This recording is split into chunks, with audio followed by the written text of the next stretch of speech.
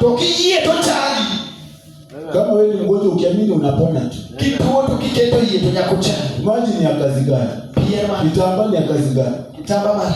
Wewe umesajua Yesu. Tekniseni Nyasaye. Umemeza Yesu ndani yako. Kisemu onyi. Yesu anakuponya. Nyasaye nyakaje. Yesu anakusaidia. Nyasaye kwa. Hiyo ndio mizigo tuko nayo. Hatujakuja kwa biashara zingine. Hatujakuja kwa mambo mengine.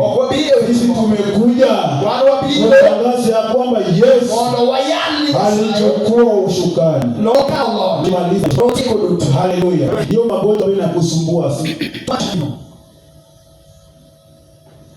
Umri wako ni mdogo tu. Lakini unaonekana kama mzee, ni mzee sana. Juzi nyocha tumekuwa na mzee wa 95 years. Haleluya. Lakini alikuwa na injili ya Yesu. Na watu walikuwa wanaokombolewa. Mzee wa 95 years. Na ako strong. Na wewe yako ya 30 years na umezeeka hivi. Haleluya.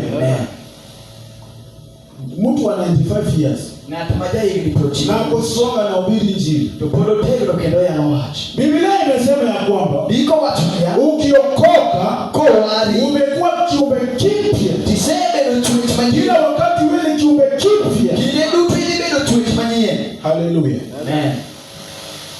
Uzeni inaenda. Tuonya tinya kakorobi. Haleluya. Amen. Wewe kila wakati unakuwa renewed tu. Kile duto ililo kero kama hivi. Wewe kila wakati wewe utusawa. Kile duto inakaa. Haleluya.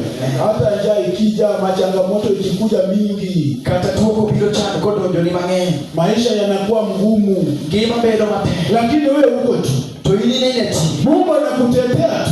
Nyasaye kendo ni yake. Kwa sababu unamtambua Mungu. Nikejisefu ndio Nyasaye. Wacha tuende kwenye andiko. Wewe wabiendiko. Twende katika kitabu cha John chapter 3 verse 16 to 17. Wasoma Yohana. Amen. Amen. The book of John 3:16 I think to 18. Yohana deka pale njia. Amen. Yohana mtakatifu. Yohana mtakatifu 3:16 hadi 18. John 3:16 to 18. Wapi yule ambaye amepata tusomee?